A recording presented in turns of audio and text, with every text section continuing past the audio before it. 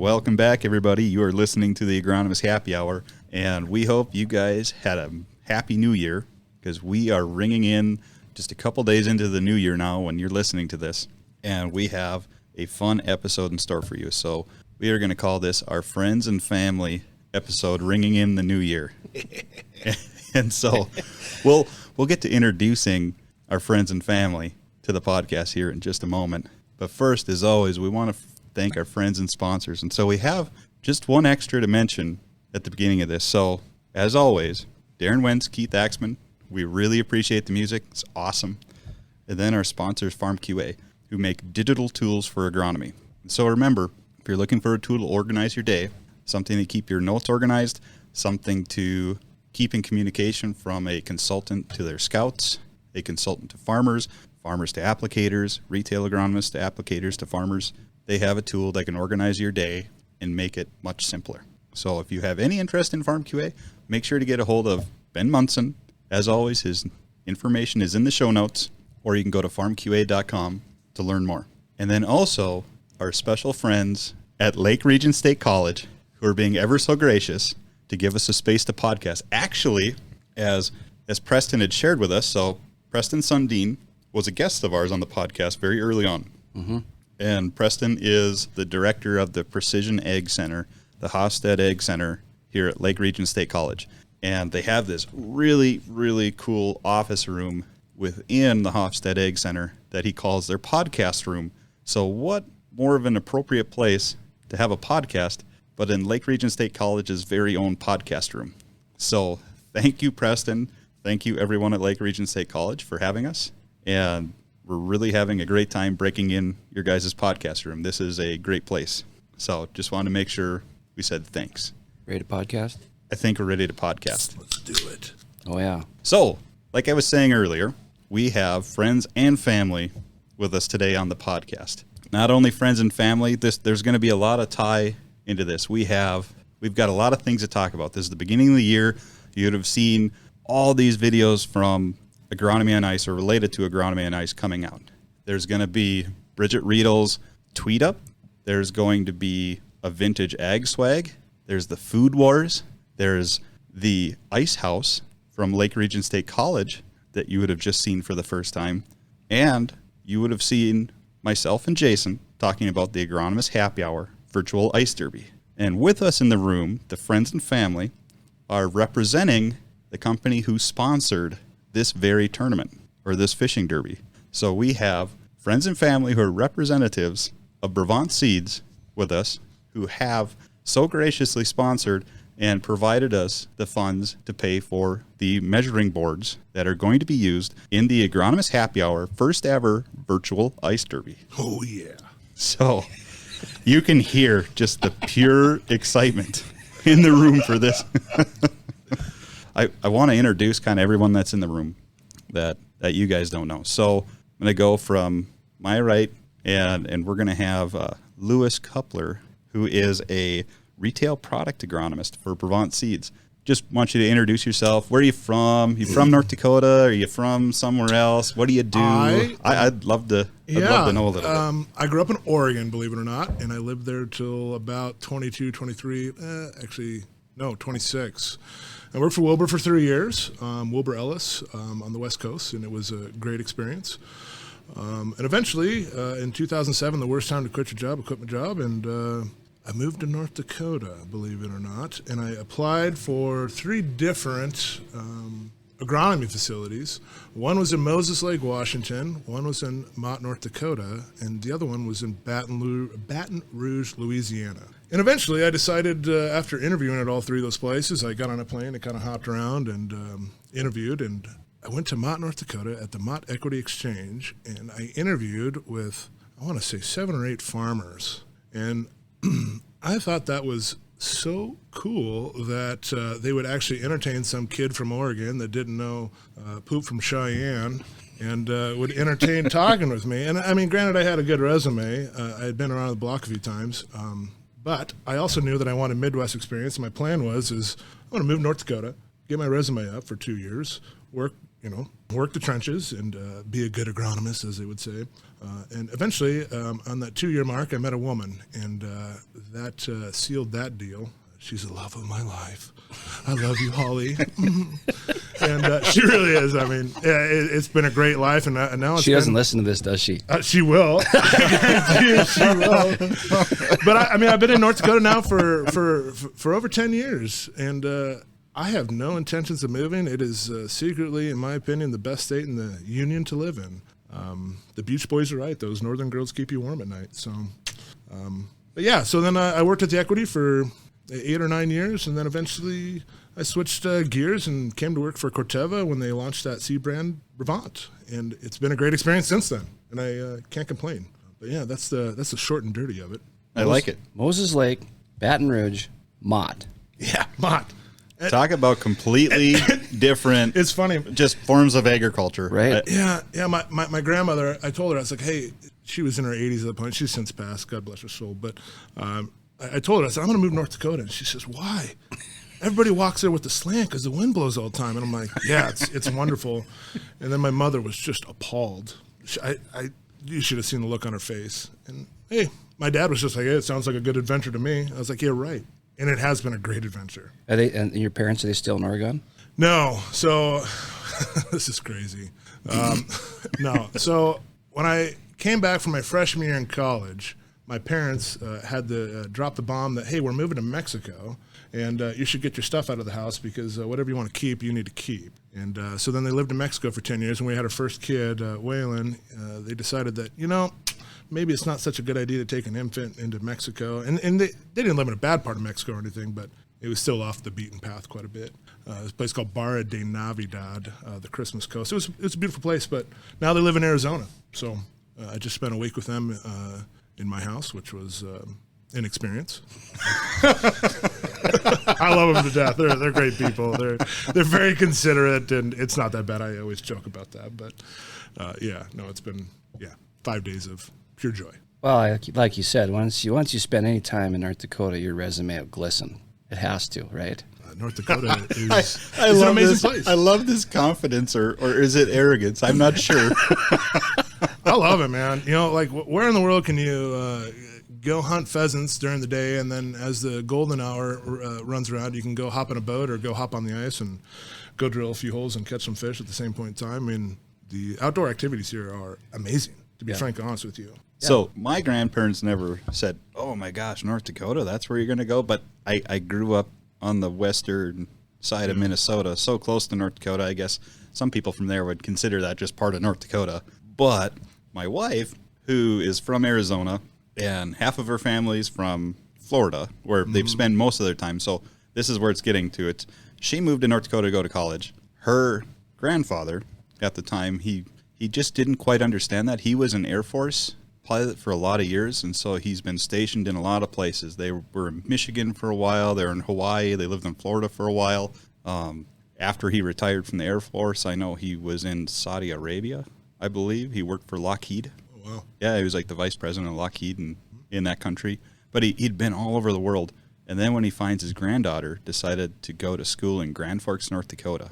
This was the best part. Being an Air Force person, he goes, they never, ever wanted to come and visit because he was always in the understanding that when you're in the Air Force, the two worst places you could be stationed is in Grand Forks and in Minot, both in North Dakota. They go, it's flat, it's cold, it's the middle of nowhere, and there's nothing to do there. It sounds awesome. Sounds awesome. And it's funny, her grandfather never got the opportunity to go up to Grand Forks, but he came all the way to Fargo for our wedding, and her grandmother came to Grand Forks for her graduation, and so she got to see what Grand Forks is about. And the funny thing was, like, there was just this like little bit of surprise in their voice, like, wow, there's actually things here in North Dakota. Like, it's crazy. Yeah, you gotta be an outdoor person. But and they're not the most outdoorsy people, but they were looking like, oh, they actually have like certain restaurants and department stores and things like that. They were surprised. They literally thought that North Dakota was like off the grid. Mm-hmm. Like you're the North Shore of Alaska, on ice road trucking to get everything in and stuff. Like that was what it felt like to me, like what they originally thought North Dakota was. And they came and they're like, Oh, it's like normal anywhere else. Yeah, they have grocery stores here. You can buy vegetables. Weirdly enough. But anyways, it's funny to your story about your grandmother saying, Well, it does blow here all the time. It's about the only part of this state that makes me irritated sometimes. You're out there sitting on an ice hole and you can't keep the ice hole open because the wind's blowing all the snow in it, but small inconveniences. Okay, so I'm going to keep us on track here. There you just heard Lewis talking, and then to Lewis's right is Jason, and then sitting across from Jason is Morgan Hansen. So we have Jason Hansen, Morgan Hansen. Hence, we just listened to the friend of ours. Now we have the family to part of the podcast here. So, Morgan, why don't you just give us a little introduction to yourself? Yes. So Morgan Hansen is actually my maiden name. Oh, I That's okay. apologize. That's okay. Your voicemail still says Morgan Hansen. I'm just letting It you know does. that. It does. I Yes. called you on the way out here, and he's like, it says Hanson still. Yes. So I recently got married last September. So I am now Morgan Payne, but I guess am more commonly known as Morgan Hansen. But yes, I am the family side to this Family and Friends podcast. I am Jason's daughter, and I am a retail product agronomist for Brevant. So my story is I was raised in Devil's Lake, actually Webster, north of town, attended Devil's Lake Public Schools, knew I was going to get into agronomy in about my sophomore year of high school. I was always riding around with Dad and started soil sampling and scouting and just kind of knew that that's the route that I wanted to go. So after high school, I worked for a consultant here in Devil's Lake and figured out that that is definitely the path that I wanted to go. I attended Lake Region State College the year after high school, and unfortunately they did not have this awesome program or this building, but I got my generals from LRSC and then went to NDSU and got my bachelor's in crop and weed science, and I was only there for 2 years before I graduated because I was able to take dual purpose classes in high school, and then I got my generals with my associate degree here, and then had 2 years at NDSU, and I figured, well, I'm not even 21 and I have a degree. I can't go out and even take growers out or do anything, so why not stay and get my master's? So I worked with Dr. Kirk Howitt and got my master's in plant sciences, and I worked specifically with group 1 and 2 resistant wild oat in wheat. That was my study that I did for 2 years, and my thesis, and worked on that. So did that, graduated in 2016, and then went and worked retail for 2 years near Carrington, North Dakota, as a sales agronomist. And then the spring of 2018, I got a call and was asked to be a customer agronomist for Mycogen Seeds. And so I did that for 2 years until, then we had the swing of Corteva, and then we transitioned into Brevant in the spring of 2020. And then I have been a customer agronomist since with them. And as they say, the rest is history. That is right. Yep. So this actually sounds like you just set yourself up for a perfect segue, because Brevant is relatively a new name, but it is not necessarily a new company. But that shouldn't be mistaken, that you started with Mycogen, and all that happened was that Mycogen transitioned into a new name, Brevant. And Mycogen maybe was traditionally they had a mixture of retail and farmer dealer type setups, how they went to market. Now Brevant is much different than that. So I don't know, maybe just give us a little history of, or maybe the word isn't history, but just give us a little insight on who Brevant is and what you guys do and what you guys offer. Yeah. Okay. So like I said, in 2019, Corteva became because of the merger between Dow and DuPont. And so we had Corteva, and then in the spring of 2020, Mycogen was no longer, and we became Brevant. And the name Brevant, so that's Brevant. There is some different ways people say that. So Brevant. So the first part of Brevant, Brev, is short with the idea of being quick and agile, and the ending, Vant, suggests leadership and a competitive advantage. So that is what our name means. So we decided to go with Brevant because we already had a global presence in some other companies, Canada, Argentina, throughout the world. And so we decided that that was the name that we went with. So we are, as Brevant, the retail exclusive seed company under the Corteva umbrella. So we are a 100-year-old seed company, and we are also American owned.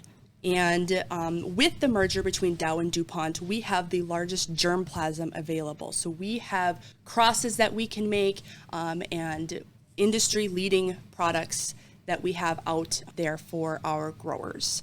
Can I interrupt here? When they said Brevant, quick, agile, and leadership, is that your resume that got you where you're at right now? I'll tell you right now, everybody refers to me as the most agile human being to ever have existed on this earth. My 6'5" frame, I'm an agile human. That's all I could think about was like when I heard the Brevant name and the description, I was like, that is Lewis Coupler. I mean, listen, you look up, agile in the dictionary, you see a picture of me. No, I mean, the take-home message is industry-wide, we haven't seen a merger like this where we've seen two massive germplasms come together to create some, to be frank and honest, wild genetics that we're putting in farmers' hands. And we're trying to change the game, so we're changing it with genetic purposes. And not only that, but the way our structure's lined up, where we're putting agronomists with other agronomists onto the farm. And Morgan and I spend a significant amount of time going to farmers and meeting up with them and helping them put the right corn on the right acre at the right time with the right grower. And that is always the hardest part of the genetic game in corn, is choosing the right genetics for the right acre. And this idea that we just going to blanket a genetic profile across all of our acres is just probably not the best practice. And the objective is we want to help farmers win more, make more money.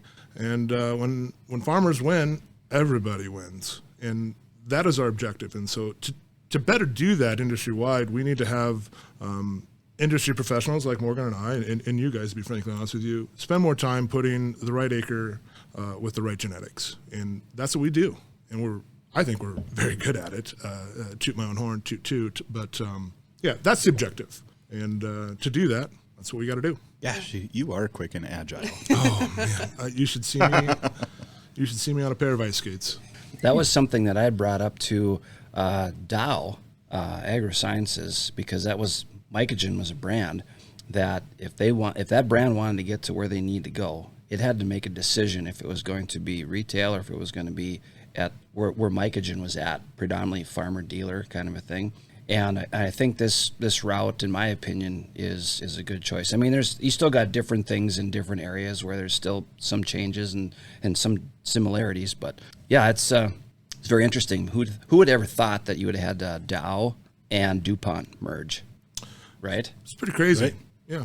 I mean, you'd probably never thought that would have happened, and then all of a sudden it spills over, and then you have so many. Back in the day, predominantly all them seed companies were independent of their own, and then they ended up becoming arms or brands of crop protection companies. Right. I mean, you have a huge powerhouse behind the name Brevant and the genetic profiles. Morgan and I have a lot of push and a lot of sway, and we do talk to our breeders pretty consistently, and we're able to help bring genetics, not just for the United States, but for the area that we work in. And I think that's pretty darn cool that Corteva, and aka Brevant, lets us talk to breeders and say, hey, we need XYZ type of hybrid to fit this niche, and we're doing it. And we have the profile out there to do it, and especially in certain areas where Morgan deals with more Gosses wilt, and to be frank honest with you, I don't. And so when we look at genetic profiles like that, we're able to bring those to certain areas of the world.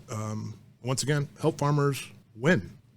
More money in the farmer's pocket is good for everybody. So that was just going to add another. That's how we are structured as Brevant. So we kind of have a new way of doing business, and we are broken up into retail development teams. So Lewis and I are part of the North Dakota / Red River Valley team, and there's 4 of RPAs, retail product agronomists in the state, but we also have retail business managers. So Lewis and I, again, deal with more of the product knowledge and placement of products, but we also have business managers who deal with the program and pricing of our products. And so like Lewis was saying, we have a portfolio and we need to balance our products because we do live in different environments. Right. And I mean, the Red River Valley to Mott is quite different. And so we try, we will all work together to come up with a portfolio line that best fits our areas. Yeah, and I mean, if you're listening to this in like Iowa or Missouri or you name it, there is probably a guy just like me or a girl like Morgan that is out there in your neck of the woods to help you do it. Just because we're in North Dakota does not mean that we don't have retail product agronomists from Corteva and Brevant in your neck of the woods, and they will do the same thing that we're doing. We'll go to your farm and help you do this. I mean, that's the key to our success is we want to come talk to you if you're a farmer. We really do. So I've heard you talk about Goss's wilt, so I know you carry corn, but what other crops are under the Brevant brand? Took the words out of my mouth. I wanted to ask that. Oh, I better drink to that then. Let's drink to that. We're on the same page. So we have corn, soybeans, sunflower, canola, and alfalfa.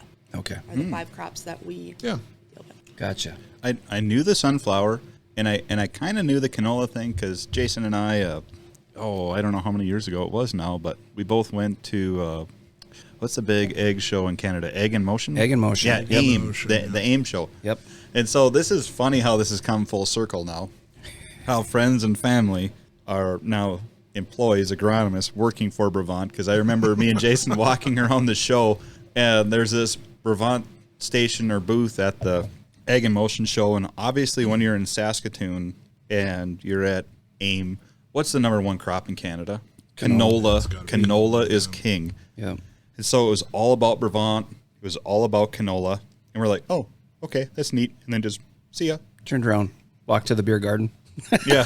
Yeah, it was just kind of a breeze over, like, whatever. You know, and it had to be at least 2.5, 3 years before Brevant became a thing in the States. Yeah, so it was in Canada, because I remember when we were still mycogen, and I was, they have so much more knowledge on canola, and I would have discussions with them, and they were Brevant, and I'm thinking, now why are they Brevant? Because you had mycogen US and mycogen Canada, and then they became Brevant, and I'm just sitting here, my wheels are just spinning. I'm like, what is going on? But then that day when we got the call that we became Brevant, everything started to a little foreshadowing for you. The light bulb started turning on, and the world became bright, and you could see it all. Yeah.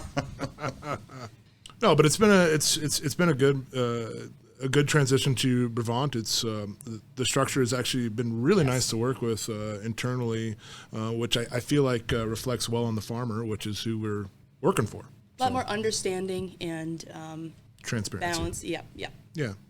It's been good. So we have great sunflowers and great corn, and our soybeans are mostly enlist. We do have one non-enlist, one extends beans. Works pretty well up around Sakakawea and elsewhere if you're in that maturity zone. But we are the enlist people. That is our bread and butter.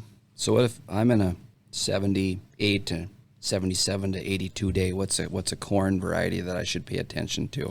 Well, I mean, just like most other genetic companies, corn companies, we have defensive and we have offensive corns. So it depends what your objective is. Usually when we get into that sub 82-day market, we're encroaching either on the Canadian border or we're encroaching, to be frank honest with Montana in some of the colder areas like Mott, even though Mott's not that cold. But I mean, that's the banana belt. It is the banana belt. Yeah, we are in the tundra of North Dakota right now, and we're not too far from Canada.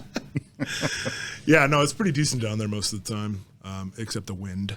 Darn the wind. But no, the two varieties, I guess, that we are big hitters for us right now is we have an 80W, which is an 80-day, which is more of a defensive corn that handles some of the tougher acres, followed with the 82J92 is our more offensive. And, I feel like, what? No. Nothing. Nothing. Morgan's giving me goo-goo eyes over there. No, but 82J92 has been a That's really. not the one. No, it was no. She wanted me to get to that one. I mean, Lewis probably has a more defensive, that 80W up here. And it would be a great fit up in this Devil's Lake area. But if you move into the valley where you've got more of, heavy, good ground high yield potential, we have a 78K. Yeah. That would be a huge play too. 78K is a fantastic one. 82J92, it's kind of goof-proof. You can kind of put that across more acres and have pretty good success with it. It's my ultimate favorite hybrid. It's my go-to in those maturity zones. When I think that's a all-time favorite for everyone across the state. I can push that in the Northern Valley, all the way down into the drier sands of Cheyenne, Carrington areas. So yeah, we do this bushel to bushel program where we put 4 hybrids against any hybrid that a farmer wants to put out there, and in their plot bags, and almost universally 82J92 in those maturity zones. Keep that in mind. In those maturity zones, usually takes the cake just because of its versatility, and that's the big. That's the big win with that one, is that nobody around here is farming all the same soil type. Look at your fields. If you're a farmer, look at your soil maps. You're hardly ever looking at that. And so when you're trying to pick a hybrid to go on those acres, yes, you have a universal idea that, yes, this acre's good. Yes, this acre does well. Well, 82J92 in that scenario is a real good fit. But if you're on blow sand, maybe go something a little more defensive. I was like listening to seed people talk, because it's like you're back in algebra. There's a lot of numbers and letters and they just roll off your tongue. Jason and me are on the same wavelength on this. Like, I'm enjoying the heck out of listening to you two geek out about seed varieties. Because me and Jason geek out on plenty of agronomy stuff. So I got a few thoughts here. So it's you guys geeking out on this. This is good to me because you're seed agronomists. Yeah. So it's agronomy first, but you're there to help position things and be a helper for sales to the farm, but you have the farm first. So I really like that. And so this brings me to a couple points. One is that agronomy is really local. That's really cool for me to hear that, you're talking about some varieties that I can't remember the names you're spewing out. And same in Morgan, I heard a 78, what I'm getting, I heard a W in there, a K in there, a 78, an 80, an 82, a J. Anyways, my eyes are going, shoo. Today's episode is brought to you by the letter W and the letter K. Yeah, so anyways, what Morgan sees as far as the geography she serves and what Lewis sees for the geography he serves, they may have the same hybrids available to them, but they see different fits and how they position that with their grower customers, with their retail partners and right. the end user, right? And farmers. That's the beauty of the way that the Brevant structure is lined up, is that we're putting local experts into these farmers' hands and saying, hey, this guy lives in your area. He probably understands the conditions that you're dealing with. Like, what people deal with up in Devil's Lake versus what people deal with in Mott, North Dakota are two different animals, completely and utterly. And without having somebody there to say, hey, this is blow sand in Belfield, North Dakota, maybe we ought to not try to break the 200 bushel mark and go with something a little more defensive, because we really just need to get 70 bushels to make the acres and the dollar figures work out. This is one that does that for you. But versus somewhere like in Regent, North Dakota, where we typically have a little bit better soil profiles due to the way that geographically it lined up with the glacial lakes and all that other hubbub, we can go with a more offensive variety in that maturity. And so helping farmers, and other agronomists make those decisions is a key cornerstone to our success, and is what we're trying to do. We're trying to change the game instead of just saying, hey, listen, put 82J92 everywhere, it wins. No, let's take a little more agronomic approach to how we do agriculture and how we sell seeds and how we manage them. And we deal with the same thing on soybeans. I have a lot more IDC and Phytophthora? The Phytophthora and cyst Yeah. in the valley than you do. But we still have the same hybrids, and so we have to balance those differently in how we manage and where we place them. Yeah, we have fantastic soybean varieties. Placing them is always the key struggle for us with soybeans.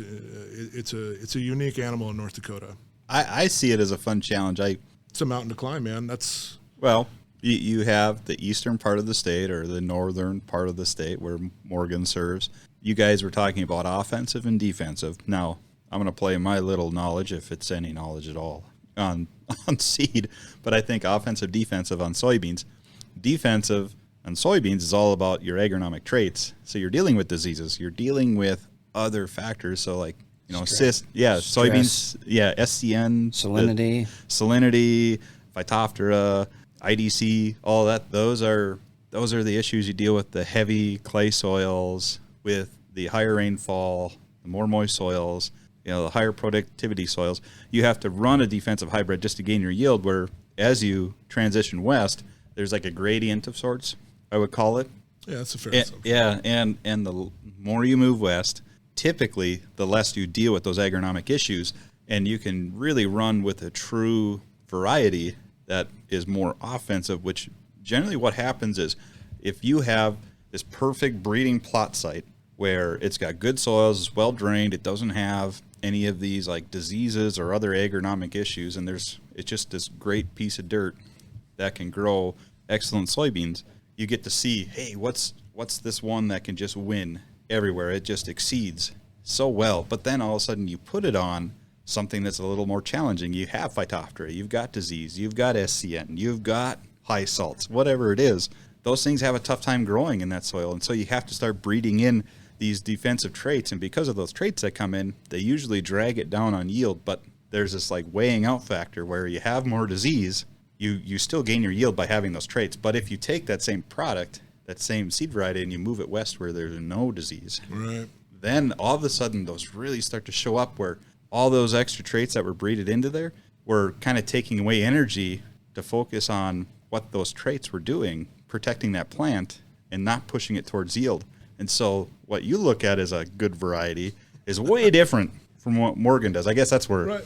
Yeah, I'm going there. So I think the seed thing is super fun. Like it's a part of the industry that I don't get to deal a lot with. So it's really fun to hear you guys talk and listen and kind of go back and forth on what you think is good and what is bad or what fits.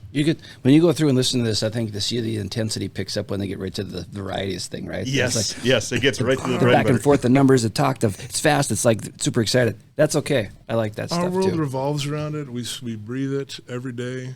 We live it every day. And honestly, Morgan and I banter on the phone quite a bit, as much as Kyle and I banter on the boat quite a bit about certain other things. Hope it's better banter.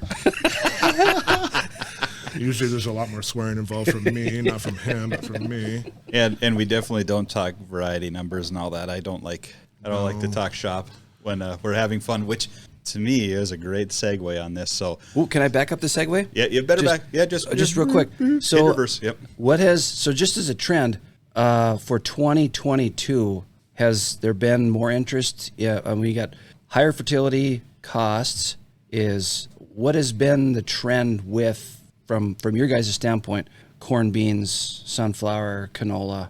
What have you guys seen, or what's going on, or what can you share? I'll just put it that way. So, I go from the valley out west to probably 281, and in the valley, it's pretty much set. They keep their rotation. They've got their beets, corn, beans, some wheat in there. They pretty much keep that. When you move further out, there's a lot more uncertainty because we have so much more crops, and it's going back and forth still a little bit. Most things are locked down, but there's still some guys out there who are trying to decide what they want. Is 80% locked down, you suppose? Yeah. Okay.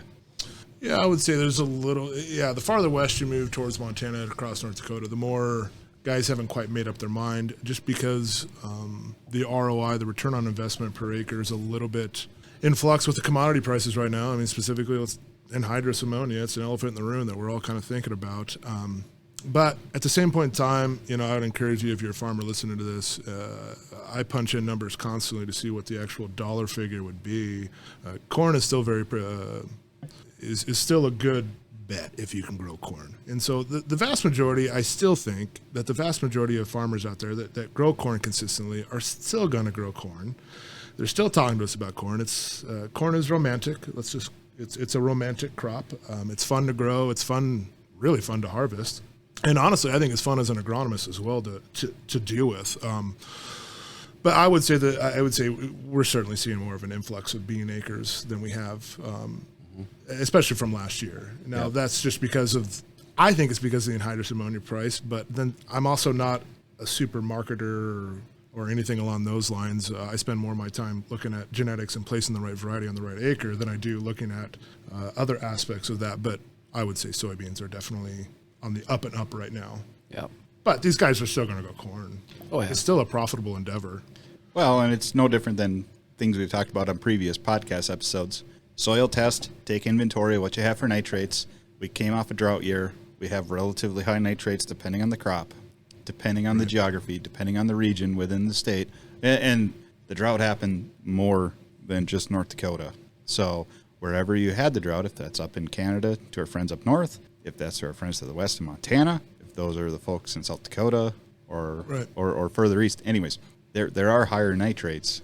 And for those of us that take inventory of that, corn could be a good fit if you have over 100 pounds of nitrate in your soil profile. You might not need as much as you think, and corn's major needs for nitrogen don't come till later in its growth and development. So corn could be a great fit, and although the price of nitrogen is a lot higher, you may realize that your spend on nitrogen might not be any different than what it is previous years because you're using less of it. Right.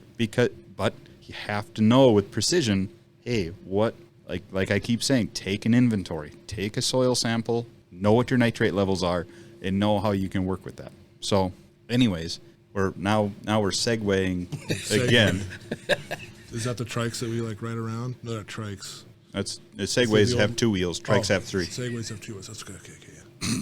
One time I did a Segway tour with my mother. It was interesting. Watching a 7-year-old lady ride a Segway was. Oh, you are so agile. And I'm telling you, look it up in the dictionary. You see a picture of me. Yeah. I have a meme in mind that I will make now. No. Oh, bring it on. I'm down for it. If I can remember and have the motivation to do it, I will do that. So anyways, you were talking about, we talked a little about fishing. We started talking about fishing here. So, we kind of got the picture of who Brevant is, and we got some agronomy, and this is really cool. But you guys are sponsoring the Agronomist Happy Hour Virtual Ice Derby. Yes. And so we're all super excited to go ice fishing. And thank you for that too, by the way. Yes. Absolutely. Thank you guys. Thank you, Brevant. This is awesome. And hopefully everyone that attends is going to just enjoy the heck out of this. But I have to know, what's your guys' strategy? There are 3 fishing categories, remember. It would probably be foolish to say you go for them all, because are you an all-star ice fisherman? I know Morgan, she's on her home water, so maybe, and she has a husband that's a guide. he might have some insider knowledge, so we got to watch out for her. And then we got Lewis that knows nothing about fishing on Devil's Lake. Lewis got I this fished stellar, there twice in my life. okay. No, 3 times. But the stellar resume. I gotta think that still's going to carry some weight. It's going to carry some weight. Yeah, he's an all-around good fisherman. But I'm going to put my money on Morgan. Rightfully so. So I want to know. There's 3 categories. You could be fishing for walleye, perch, or pike. I want to know. I'm going to ask both of you this. What do you want to go after? And mind you, you can't spearfish. You can't spear on doubles, huh? No, you can't spearfish for the tournament. You can't spearfish on that. So this is pure angling. I'm probably going to go after pike because that is my comfort zone, and they're also delicious to eat. Okay. People. I like There was a lot of silence on the podcast. Nobody else. I mean, listen. The hardest problem about pike is filleting them, and I got that Yep. dialed in. Thanks to a guy in Mott named Roy Steiner. He taught me how to fillet them very effectively, and you get big slabs of fish. Ooh, Yeah, I boneless. just thought of an egg. I'm just making a slight detour here on our segue. Okay. But you talked about filleting Y bones. This Roy guy. It's not the Roy guy, but I'm going to add this in a link on the website so you can find it here. There actually is an excellent video on how to fillet a northern pike to remove the Y bone. That's on the North Dakota Game and Fish website. Is it the 5 fillet method where you take off the back strap and then the sides? I would be lying to you if I actually watched it in its full entirety. But let me tell you, I'm friends with the individual that put together the video, and he's a very thorough, very well thought out, very smart individual that works for the Game and Fish. And I've only watched part of it, so I didn't actually get to see the part where everything they do. Well, I know there's But anyways, 2 it's on there. I'm methods. going to put it on the website. So let's hear it. There's 2 methods. There's one where you take off, you hold the course, nobody can see me on video, but you hold the pike so it's got its back up in the air, not on its side, and you skive off the back, and you kind of jiggle your knife down the Y bones, and you take off this big fillet off the back, and then you take off the side, and then you stop at the dorsal, and then you take off the dorsal behind there because there's a Y bone that goes down there. That is the method that I have personally witnessed. Yeah, and it's effective and I'll tell you right now, if your knife is too sharp, it'll cut the top of those Y bones off when you're taking the backstrap off. I don't know if it's called the backstrap, but I just think of a deer and a backstrap. So I've done it there, but I have a dull knife that I use for it, and it works great. The other method that is the one that Roy taught me is you take it off like a walleye. You just take your electric knife and down the side, and you get the whole Y bones, and then you take that same dull knife and you feel the bones and you run it down, and you end up with a giant slab of pike. And so obviously the problem with pike and the reason people hate them is because they're slimy. But by the way, if you leave them in your fridge overnight, the slime goes away, or you just deal with it like a man. And and you get your big boy Is that pants on your YouTube channel? Yeah. Lewis Kepler's man fishing. How to be a man. Pull up your big boy pants and pull your bootstraps up. No, I just deal with it, and yeah, it works actually very, very well. But I find that the bigger the fish is, if you're 32 inches plus on a pike, you can do the big fillet. If they're small little hammer handles and you're trying to just get meat for the fish fry on Saturday and you're keeping everything, that the smaller the fish is, the better off the 5 Minnesota fillet method is. I think it's Minnesota is what I've heard it referred to as. Okay. That bumper board's only 30 inches. Yeah, that's a problem to have, right? So if you do end up with a bigger fish than that, you have to come up with a cool picture, if I remember right. Oh, let me tell you, now that you guys have all heard Lewis on the podcast, just watch out on the Agronomist Happy Hour social media, because even though he's not posing with a pike in these particular pictures, it's bass fishing, and that's how the two of us know each other. We're in the same bass club, and we fish together quite a bit in that bass club. But he is the king of taking these goofy pictures. Yeah. And everyone just eats it up and thinks Lewis is just the goofiest. Oh, yeah. Well, let's face it, you're a weirdo. I'm a lovable weirdo. No, well, I mean, like, you take these, like, it's the Fish Donkey app. When you're actually doing a tournament with it and you're trying to win the tournament, you got to, like, record fish and consistently do it. And so with the bass fishing, you have to have a picture with you holding the fish, a picture on the bump board, and a picture of you releasing the fish, because typically, ethically, you release your bass as per the code of ethics that bass fishermen have. And so anyways, you take these pictures, and, like, they're always, like, these guys, like, holding fish, and they're all, like, curmudgeon, like, look at me, look how great I am. I'm holding this, like, 12-inch bass. And I'm like, screw this, man. It's a 12-inch bass. I'm not bragging about this. So I just make sure I have a funny face or doing something silly with it. And it's fun. It's supposed to be fun. Fishing is supposed to be fun. Right. And you guys have fished tournaments with Fish Donkey before, right? Yeah, it's wonderful. Yep. It's a lot of fun. It's super fun. It's interactive. That's why we chose to do this for our virtual tournament, because everyone who's participating, they don't realize it now. I mean, there's some that have signed up really early on. They're like, yeah, I want to do this. I wanted to do it anyways. And they're going to realize how much more fun it is than what they're just originally. They're like, we like to fish, and we're going to do this, and they signed up. And then they're going to see how interactive this leaderboard is, and they're going to start looking at other people's pictures when the fishing gets slow, and they're going to go, who's this goofy dude Lewis taking pictures with his weird faces and poses? And if you're listening to this and you're going to fish the Agronomist Happy Hour Ice Derby, I'll give you some hints if you're taking pictures. Well versed in this. There is some classic poses that always work out well. There's the classic holding the fish, doing the Heisman Trophy one. Oh yes, yeah. There's all sorts of think along those lines. There's inappropriate ones that you could come up with too that I would not encourage you to do. This is a professional fishing club. You could come up with all sorts of fun ones. So then that is the whole point of it. It's supposed to be fun, right? It's to get people up, because people come to Agronomy on Ice and they think it's this fishing thing, and we're in a spot that's not that great, so we're doing this the day before, and there's been people that are signing up and all that kind of thing, and it's just to have fun and make it somewhat competitive, because deep down, if you got a bunch of people in ag, we're pretty competitive people deep down, and if you can combine competitive and fun together, it's like the perfect combination. I'll tell you right now, the one pose that I'm going to do, which you can steal it if you so wish, but if I pull a 40-inch pike plus out of there, I'm going for the full baseball bat. Who was that guy? I remember back in the early 2000s they were doing that like home run. Who was that? That was we're talking the home run derby or the home run, the home run it race was for like the Sammy most home runs? Sosa and Mark McGuire. Mark McGuire. Yep. I'm gonna try to do the Sammy Sosa where he's like got the bat and I'm gonna try to swing that. I'm going to euthanize it appropriately before I do this. Animal rights activists, please do not get after me. I'm going to eat this fish. Anyways, after I euthanize it morally and ethically, I'm going to swing that fish and get a picture perfectly so it looks like a baseball bat. Oh yeah. And there's money. I mean, we got prizes too. So okay. So Morgan, if you're gonna go out in the lake, if you get on Devil's Lake and you get into a hot bite, do you prefer a walleye bite or perch bite? If it's a hot bite, it's way more fun for perch, in my opinion. Ah. It's a lot of fun, but nothing can really beat a big walleye coming out of the hole. So I would, during the Derby, I would probably go after those two species just to try and get both. Wow, you photogenically, you cannot compete with Lewis. I'm an agile human being. Man. I would agree. Look at my wavy hair. And remember, North Dakota Game and Fish laws, you can fish, is it 4 lines per person during ice fishing?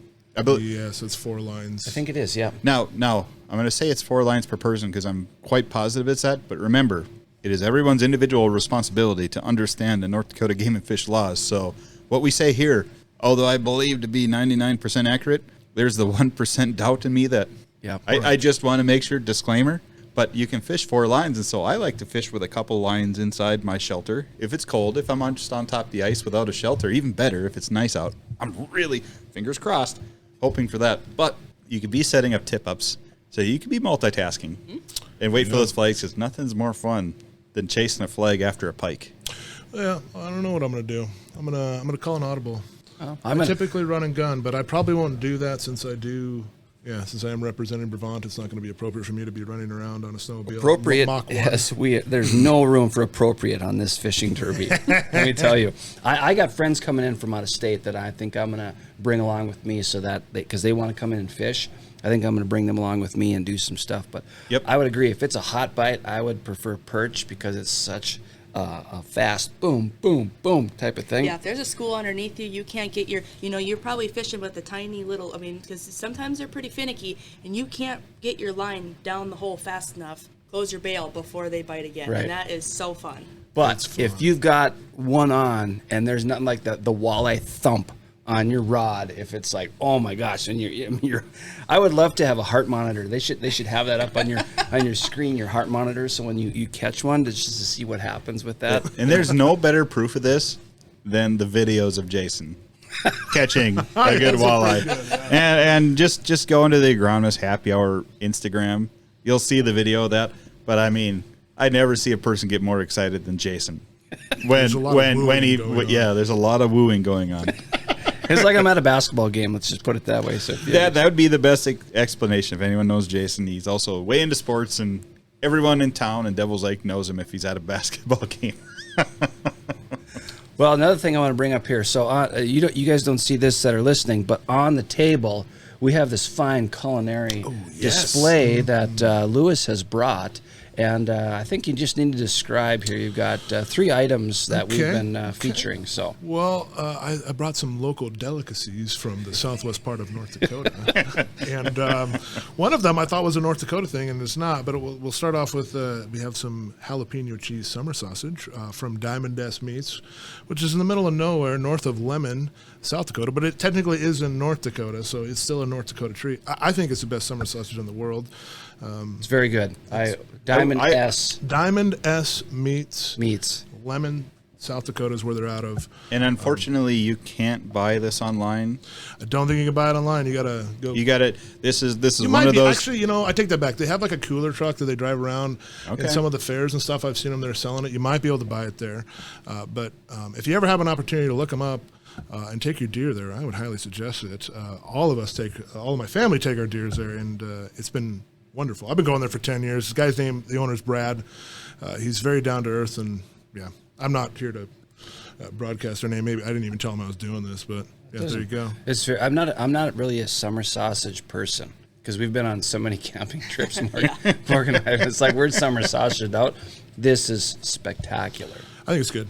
And then the next one is something from a recipe from Oregon, where I grew up, which is pickled beans, and you pickle them with garlic and hot pepper flakes, and I like Bloody Marys and Caesars just like the next guy, and they're a big hit wherever I take them. And the last one, which is what I thought was a North Dakota thing, because I never heard of it till I moved Most to North Dakota. definitely not. This is like a hyper-regional thing. Okay. I guess it's hyper-regional. It's slickery hots or slippery hots. I get the thing confused which terminology to use, and all the people in mod are going to be like, oh, they're slickery hots. They're not slippery hots. Or they're slippery hots, not slippery. So those of you that I know, we know each other, that are in mod, please reach out and confirm, are they slickery hots or slippery hots? Yes. So please. What they are is pickled zucchini in a sweet brine that is spicy, dilly, and I have modified the recipe. Is Brian Manolovitz's recipe, and he's got these very particular things that go. They're not pepperoncinis or something like that, and that's the key to making them delicious. Whatever, they're good. And every time I've been on an ice fishing trip with the locals around there, the boys club, somebody's always got a jar of these, and they are passed around among ice houses and beer, and they're delicious. Yeah, they are. I would say I've never had one before. I didn't. It looks like you're pulling out this mini slab of a walleye. Kind of, yeah. Yeah, and then it's like a pickled thing, and they got a little zing to them, but I could see sitting in the fish house eating those all day, drinking beer. They're delicious. Yeah, I would agree. So there you go. So thanks for bringing this. Thank you for bringing these. I like cultural foods just like Jason. Cultured and foods. What is the appropriate terminology? Is that PC? I don't give a shit what it is, but it's it's just delicious. That's all you got to know, right? Diamond S meats and your homemade peppers with all your secret ingredients and the. So question to you: have you tried to make your own lutefisk yet? I got so. Have you actually like sidebars? It's a funny story. Yesterday, I do. So I got to give credit to High Plains Equipment. I do some meetings for them, and their manager, John Swenseth, got a hold of me and says, hey, why don't you come in here? I got something for you. And it was a quarter of beef for doing meetings, right? So are you going to turn down quarter of beef? No. No, not. Have you been to the retail store? No, you're not going to do that. So we're going through some different things, and what the hell was the question again? I forgot. I lost my train of thought. did you make your own lutefisk? Oh, did I make my own lutefisk? Yeah, there you go. Okay. So 2 bags. I filled my truck up box full of snow. So I got these 2 white bags in there. We went to the gym, me and my son. I'm thinking, I hope someone doesn't walk by and steal these 2 white bags, but they probably think it's garbage or something like that. Get home, and my wife opens the fridge, starts putting stuff in, because my middle son, Mason, is bringing his quarter out. So we're transferring the stuff of his out of our freezer, putting this stuff in. Wife comes upstairs and goes, man, that damn fridge just smells bad. And then I realized, you got 15 pounds of lutefisk in there. And it's double bagged.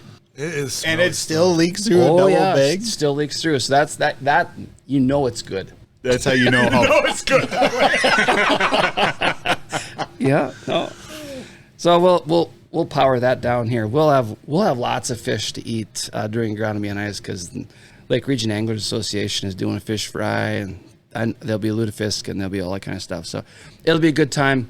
The tournament's going to be great fun. I encourage people to sign up. We're going to thank Brevant again for being the sponsors for that, to stepping up, and it's having a good time. And talk to those people when they're here about their brands of seed, because if you got those commitments left, acres left to fill up, they got some good material. Ooh, and I've got something perfect that segues the last part of our podcast and what we just talked about, lutefisk. So we've got one other announcement to make that we do not want to forget about. Speaking of lutefisk, speaking of beer. You got to settle down now. I'm just going to Yeah, tell you, yeah, Louis, just relax. calm yourself down, everyone. Morgan, Morgan's not a beer drinker, but So Jason and I, and this is an agronomist happy hour thing. This will be something exclusive to Agronomy on Ice. We, if you can remember back to, I don't remember which particular podcast, but those of you who listen to most of them or have caught this one, Jason made some kind of comment about, well, lutefisk lager would be better than whatever we were having. And that really resonated with some of you. And you know who you are. You're kind of joking around with us about lutefisk lager. It was kind of catchy. And this idea kind of formulated. This has been for months now, this lutefisk lager thing. And we've been thinking about it. And one thing me and Jason wanted to do is there's a lot of craft beer breweries in the state that if you ask, well, I shouldn't say a lot. There are a handful that will offer custom labeling services.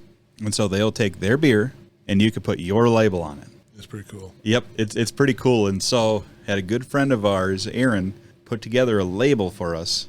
The beer is called Lutefisk Lager. Matter of fact, if you're listening to this, we're going to put that up on the website so you can see it. That's where the picture will be under this particular episode. So if you go not under the home screen where you see the most current episode for the week, but you actually got to go on the top right if you're on your phone. I believe it's the top right even if you're on your web page. But there's a little 3 bars on the top right. You click that, it'll show the different pages within our Agronomist Happy Hour webpage. And then you just look at episodes. And then it'll list all the episodes and all the extras that I put there on the website. And I'll put the Lutefisk Lager picture on there and what the label is. We're currently having that beer made by Laughing Sun Brewing as we speak right now. And we will have a lot of cases. It's like a pallet of beer. Yep. That's Lutefisk Lager. And it gets better, if you can listen back to about a year ago, we were talking to Ryan Taylor and Greg Dahl. Mm-hmm. And we were talking about all the Norwegian food and all that. And Ryan Taylor's specialty, he is the lutefisk cook. He has a special style on how he cooks his lutefisk. And I will say, Ryan Taylor's lutefisk is some of my favorite that I've had. It is very good in it. And it's very, how I cook is very like technical and scientific. And I'm talking to Lewis here. And Lewis is very like touchy-feely and all this. Ryan Taylor has a very touchy-feely version of how he cooks lutefisk, and it has to do with this 2-tine fork that looks rusty as can be. And you're boiling your lutefisk to get it cooked up to temperature, and he goes and stabs that piece of lutefisk, and if it kind of grabs on to that 2-tine fork like it's a fighting walleye, and it doesn't want to let go of that fork, it's not ready yet. But I know it's. Hey, if it works, it works. There's a method here, but if you trust the science, trust the you gotta trust the science. But if you can stab that fork, it's that rusty fork that does into that fillet of lutefisk, and it just comes out smooth as the butter that you're gonna pour on top of that lutefisk, then it's ready, and you cannot wait any later than that to pull that from the boiling. I've tried to cook it multiple times, and every time it comes out like Jello, and everybody looks at me funny as I eat it. But you need the 2-tine fork, and probably need to leave it out in your yard, maybe bury it in your garden, for a year. Okay, let it oxidize, get some rust on it, and then settle go down, and then down. scrub it down. But anyways, so the logo is just that. For those of you listening, it's kind of an oval-shaped logo. It's got Agronomist Happy Hour on there. It's got Lutefisk Lager around the oval. And then within the oval is the Norwegian flag. And in front of the Norwegian flag within the oval is a plate of lutefisk with that 2-tine fork sticking in there for perfect doneness. It's Ryan's fork. It's Ryan's fork. So Because I sent our friend Aaron Yep. the picture of Ryan actually cooking and said, there's the fork, there's the lutefisk. Aaron, please give us something good here. And he delivered on it. So can we divulge what we're going to do with this? Yes, please. You finish the rest of this. Okay, so, yes, it fell out of my mouth that I was drinking a beer that was terrible, and I thought I'd rather drink a Lutefisk Lager. And so Kyle thought of this whole thing. Lutefisk Lager is going to be, we decided, everybody knows we drink a lot of IPAs. Not too many people like IPAs, but they like lagers. They'll drink a lager. So we found something that's very good for everybody to drink. It's not going to taste like lutefisk. We promise you that, right? That's too bad. But we got a hold of the North Dakota FFA Foundation and asked them if we would sell this, because there's some people like Greg Dahl, Andrew Thostenson. Yes. I've got some people that I'm going to buy some stuff for. We're going to be selling this beer at Agronomy on Ice. And all donations above our cost are going to the North Dakota FFA Foundation. And it was just I don't know, we thought it up on our way out to Montana to Pro Co-op when we were doing some stuff with those fine folks out there. Yeah, it turns out it's not exactly the cheapest thing in the world to go have custom-made beer come there, but once our costs are recovered, everything's being donated to the North Dakota FFA Foundation. Awesome. And so that's our plan. And we believe it's a great cause. I have my youngest brother who's an FFA advisor. We all were part of the FFA. Yeah, we were. There's a lot of us in agriculture that FFA was a big part of our upbringing. We felt it to be a very appropriate place to donate. So it's going to the North Dakota FFA Foundation that they can use as they see fit. I like it. It's a good idea. So it's fun. So that was our tie between lutefisk and beer, and now we got to talk about beer because we've gone slightly over the hour mark, which is pretty typical Right. of us here, but we got to know what everyone's drinking because this is Agronomist Happy Hour, and this is kind of the capstone of the podcast. So we need to know what we're drinking and just share a little bit about that. And we always start with our guests first. So I think, Lewis, we're going to go with you first since you're closest to me. I want to know, what are you drinking? Why are you drinking it? And give us your, Well, this beautiful can of beer that I'm holding in my hands, like Vanna White, is America's finest, believe it or not. It's America's beer, which is the Old Milwaukee of beer. And it is a delicious beer. As I say at home all the time, to the disgust of my wife, I like my beer like my women, skunky and full of booze. I can guarantee you right now, if I'm in the room and she hears this, she's going to turn around and just give me lasers. Yeah. Cut me in half with a glare. And rightly so. She's a beautiful woman. Don't get me wrong. She's the love of my life. Anyways, yes, Old Milwaukee. It is my beer of choice. I do drink IPAs. I do like all the weird stuff and goofball stuff. I am from Oregon, which is kind of the capital of craft beers. But there's nothing beats just a cold Old Milwaukee. It is delicious. I offered some to you guys, but we're too good for it. Too good for the old standby. So one of my dad's favorite hunting stories is that when I was 18, we went out, 4C is the unit we mule deer hunt in. Yep. And we decided to, one night, we stayed in a camper that's on a pickup of my uncle's. And we decided, you know what, tonight we're going into Medora. And we went to the Little Missouri. And I was 18 at the time. We all sat down. Waitress came by, asked everybody what they want. And I'm like, I couldn't make a decision. I at the time drank Mountain Dew and all this stuff. And I'm like, I don't know. I'll just have an old milk. And what did she bring? An Old Mill. You're welcome. but you said, yeah. She's like, I'm going to blow your mind. I don't blame her. You said old milk. I'll just have an old milk. And I don't know why I said old, but it just kind of, and she didn't even card me or nothing. So this Old Milwaukee came out and they set the beer down in front of me and no one's eyes got bigger than mine. And so that's one of our fun hunting stories. So yes, when we drink, and I will have an Old Mill every once in a while. That was the universe saying, here's the nectar of the gods. It's America's beer. It says it on the label. It's delicious. The universe? Really? Yeah, So I need to know one thing. What's the APV or ABV? let me see if it says it on the can. Oh, nowhere. So they don't like to The compare them. ABV is called deliciousness. Delicious, cool refreshment. Here, let me take that as a note. Yeah. Accepted. Okay. Here. I'll give you a sound of me drinking air. That's the sound of delicious beer. So now take that sound and then match it up with the picture he's going to take when he catches out Northern. Be prepared for pictures. I know. I'm ready. I'm ready. It's great. game on, Be man. prepared. It's game on. Boy Scout motto. Okay, Morgan. Share with us what you're doing because it's not beer. So I am not a beer drinker. In front of me, I have just a plain Diet Coke can. And in that can, I poured some Captain Morgan in there. And that has been my drink of choice since, Dad, don't listen, before I was able to drink. But the Shocker. reason... It doesn't surprise him at all. But the reason why I do this, now, Dad is a very knowledgeable man, and this is one of the many things that he taught me, which I think his father taught him, because we all do it, is pour our Captain Morgan straight into the can and drink it, because then nobody knows you're drinking. And right. it's great. So that is what I do, and Captain Morgan is kind of my drink of choice. So that is what I brought today. Oh, that's great. This is now another story that just brings me back to your father, Jason. You can control the dose. Yeah. Yeah. So if you want Control the dose. What is this, a glug method? Are you getting your milliliters down? So remember off podcast, I told you there's a show called Dope Sick. Yes. You'll get the joke if you watch Dope Sick. Well, if you want to make a light one, right? That's just like it's the summer. You got stuff to do, but you want a little something to just a bam, take the edge off a little bit, yeah.